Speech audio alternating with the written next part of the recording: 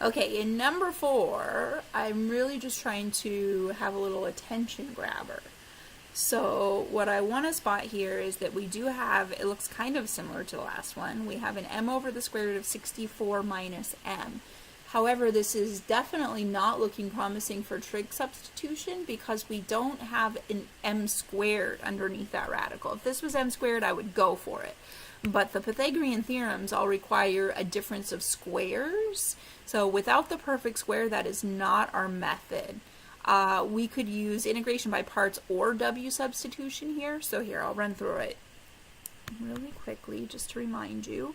I'm going to choose w substitution. In my head, at least, it seems like that's going to be a little bit less messy.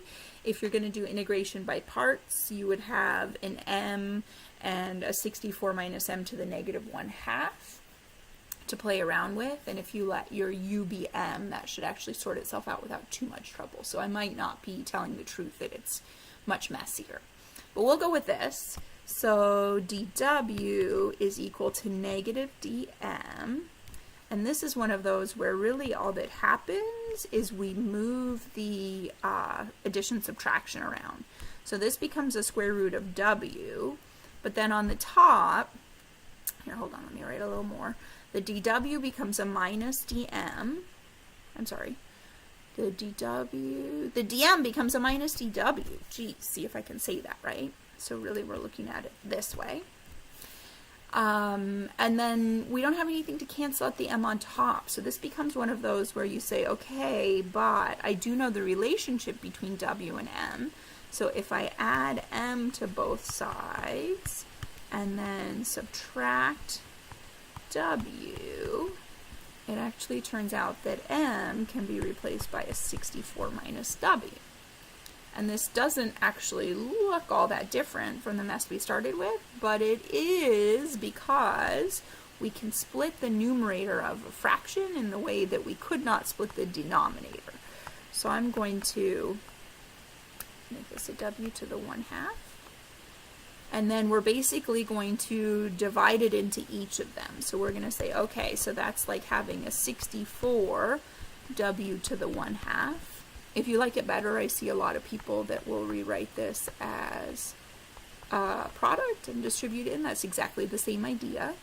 So when we do the w divided by, this is a negative, sorry. When we do the w divided by w to the 1/2, we actually still end up with a 1/2 power.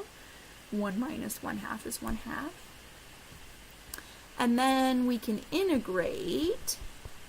So if we have a w to the negative 1/2, we're going to bump it up and it's going to become a w to the positive 1/2.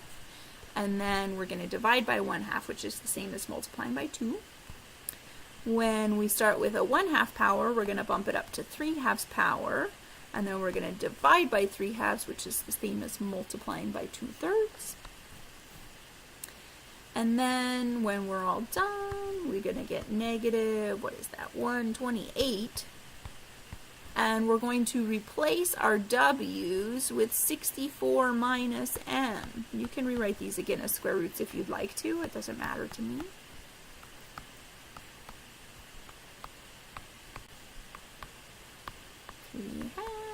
Plus c. Okay, so kind of an old one, but our goal, in fact, when we hit 2.5, we'll spend some time working on mixed practice, where you have to pick out which method you're supposed to use. So this is kind of a preview of that. You need to pay attention if you don't have the difference of squares. Trig substitution's not a great plan. Even if you do, trig substitution's one of our messier methods. If you can do regular substitution instead, I would, unless I have told you not to.